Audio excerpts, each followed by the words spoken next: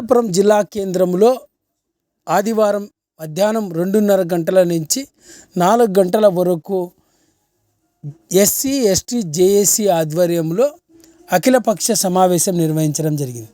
ఈ సమావేశంలో రాప్తాడు నియోజకవర్గానికి చెందిన ఏపీ ఎంఆర్పిఎస్ రాష్ట్ర ప్రధాన కార్యదర్శి కుంటిమెద్ది ఓబులేష్ ఎస్సీ ఎస్టీ జేఏసీ ఆధ్వర్యంలో ఏర్పాటు చేసిన అఖిలపక్ష సమావేశంలో పాల్గొని ఈ సందర్భంగా అక్కడ ఏర్పాటు చేసిన సమావేశంలో రాప్తాడు నియోజకవర్గం ఏపీ ఎంఆర్పిఎస్ రాష్ట్ర ప్రధాన కార్యదర్శి కుంటిమెద్ది ఓబులేష్ మాట్లాడుతూ భారతదేశానికి స్వతంత్రం వచ్చిన తర్వాత భారత రాజ్యాంగాన్ని రచించి గొప్ప మేధావని, అటువంటి గొప్ప మేధావి బీజేపీ మంత్రి కేంద్ర హోంశాఖ మంత్రి అయిన అమిత్ షా డాక్టర్ బిఆర్ అంబేద్కర్పై అసభ్యకరమైన మాటలను ఆయన వెనక్కి తీసుకోవాలన్నారు. ఇటువంటి హోంశాఖ మంత్రిని వెంటనే కేంద్ర బీజేపీ ప్రభుత్వం బర్తరఫ్ చేయాలని, అంబేద్కర్కు అమిత్ షా క్షమాపణ చెప్పాలని రాప్తాడు నియోజకవర్గం ఏపీ ఎంఆర్పిఎస్ కుంటిమెద్ది ఓబులేష్ డిమాండ్ చేశారు. ఈ కార్యక్రమంలో రాప్తాడు నియోజకవర్గానికి చెందిన ఏపీ ఎంఆర్పిఎస్ నాయకులు, ఎస్సీ ఎస్టీ జేఏసీ రాష్ట్ర అధ్యక్షుడు సాకే హరి, బాల పెద్దన్న, ఇతర ఎంఆర్పిఎస్ దళిత నేతలంతా కూడా ఈ కార్యక్రమంలో పాల్గొన్నారు.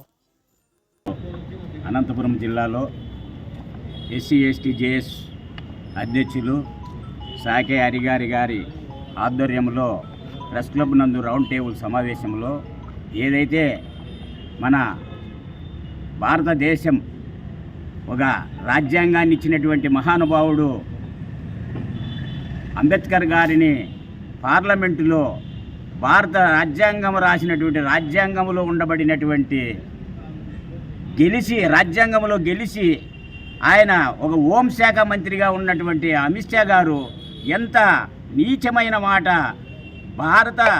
మన భారతదేశానికి ఒక రాజ్యాంగం ఇచ్చినటువంటి అంబేద్కర్ను మాట్లాడడము, ఇంతమంది భారతదేశంలో ఉండబడిన ప్రజలందరితోనూ ప్రతి నోట ఆయన తిట్టించుకోవడము, అనిపించుకోవడము ఆయనకి ఏమన్నా బాగుందా అని చెప్పని నేను ఆయన ప్రశ్నిస్తున్నాను.